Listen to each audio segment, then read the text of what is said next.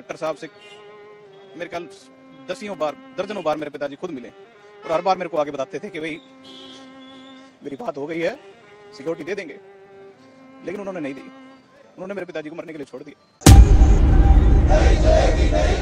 Police प्रशासन मुर्दाबाद, मुर्दाबाद, मुर्दाबाद।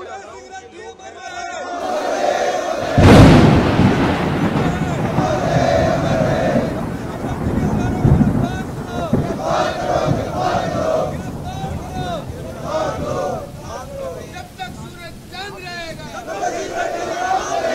जब तक सूरज चांद रहेगा। सरकार की तरफ से एफआईआर कराई गई है। जिन पे शक है कि ये साजिश करता है, उन लोगों को तुरंत गिरफ्तार करना चाहिए।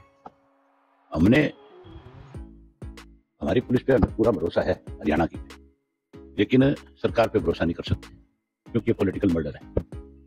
इसलिए पॉलिटिकल मर्डर है कि नफेर सिंह राठी जी ने अनेक बार सुरक्षा की मांग करी। सुरक्षा मुहैया कराने की बजाय जिन लोगों से खतरा महसूस कर रहे थे उन्हें सुरक्षा दी और अब इसकी जांच जो है सीबीआई से हो तो सिटिंग जज की निगरानी में कराई जाए ताकि सारा मामला सबके सामने आ जाए। इस तरह से अगर मर्डर होंगे, पॉलिटिकल लोगों को इस तरह से मारा जाएगा तो फिर मान के चलो कोई व्यक्ति सुरक्षित नहीं। मुख्यमंत्री तो ये कह चुके हैं, पब्लिकली कह चुके हैं कि मैं हरियाणा के अंदर आम आदमी की सुरक्षा नहीं कर सकता तो फिर मुख्यमंत्री रहने का अधिकार भी नहीं, तो मुख्यमंत्री का पद छोड़ देना चाहिए। जो सुरक्षा प्रदान नहीं कर सकता तो मुख्यमंत्री भी नहीं रहना चाहिए। मुख्यमंत्री ने कल रात को इन लोगों पे, परिवार के लोगों ने जिनके नाम दर्ज कराए, जिनको शक है, आप उनको पकड़ने की बजाय मुझे जो जानकारी मिली है अभी कि उनकी सुरक्षा बढ़ा दी गई। जिनके नाम उन्होंने दिए कि हमें इन लोगों पे शक है कि इन्होंने एक षड्यंत्र के तहत, आप उनको पकड़ो, बुलाओ, बैठाओ, पूछो, बजाय उनसे कोई पूछताछ करने के, बजाय उनको थाने में बुलाने के, उन लोगों की सुरक्षा बढ़ाई गई है। और परिवार के लोगों को मतलब उनको सुरक्षा बढ़ा करके एक तरह से आगे थ्रेट और कर रहे हैं कि भाई आप जिन लोगों का नाम ले रहे हो वो गलत है, आप जांच करो, जांच के बाद कोई बात आगे बढ़ेगी। अभी होम मिनिस्टर ने हाउस के अंदर कहा है कि पॉलिटिकल एफआईआर लॉन्च कराई गई है। उससे पूछने वाला हो कि तुम्हारी पार्टी से कोई व्यक्ति जुड़ा हुआ है, क्या उसको ये अधिकार है कि वो साजिश के तहत किसी को भी मरवा दे? हमें शर्म आनी चाहिए। तो प्रदेश का होम मिनिस्टर है, क्या बोल रहा है उसके अंदर खड़ा होकर के? एक तरफ कहते हो कि वो हमारा बहुत करीबी दोस्त था, वो बहुत अच्छा व्यक्ति था, दूसरी तरफ लगातार जो लोग उसके खिलाफ साजिश कर रहे थे, आप उनकी सुरक्षा बढ़ा रहे थे। आज तो हाउस में बीजेपी ने अप्रूव भी कर दिया कि हम उन लोगों को गिरफ्तार नहीं करेंगे। आगे परिवार के लोग क्या फैसला लेते हैं मैं भी वहीं जा रहा हूँ। जो फैसला लोग लेंगे वहां पे, परिवार के, इनके खाप के, इलाके के, जो उनका फैसला होगा वो हमारी पार्टी का फैसला होगा, वो हमारी पार्टी का वही फैसला होगा जो उनका फैसला होगा।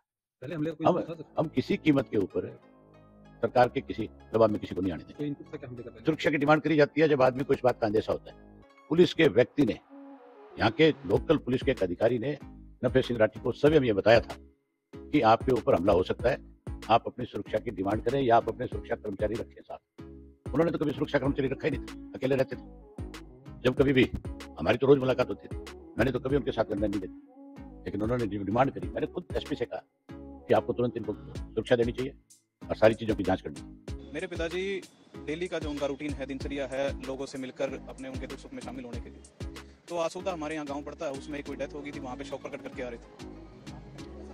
जब बराई फाटक पे वो पहुंचे तो पीछे से गोलियां मारते हुए बदमाशों ने उनके गाड़ी के ऊपर हमला कर दिया और गाड़ी के ऊपर भी काफ़ी गोलियां चलाई और गाड़ी के अंदर मेरे पिताजी थे, उनको भी काफ़ी गोलियां लगी हैं। मेरे पिताजी और हमारा पूरा परिवार राजनीतिक तौर पे बहादुरगढ़ के लोगों के आवाज़ उठाते रहते।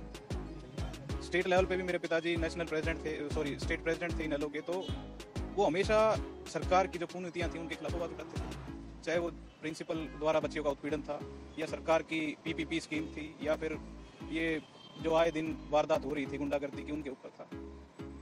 लेकिन हमें इतना भरोसा था कि भी हमारे सुरक्षा सरकार करेगी, करनी भी चाहिए।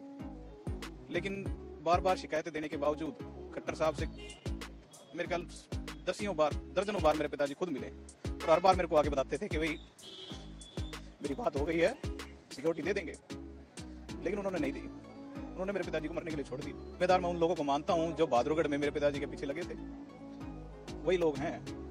नाम भी आपके सामने आएंगे।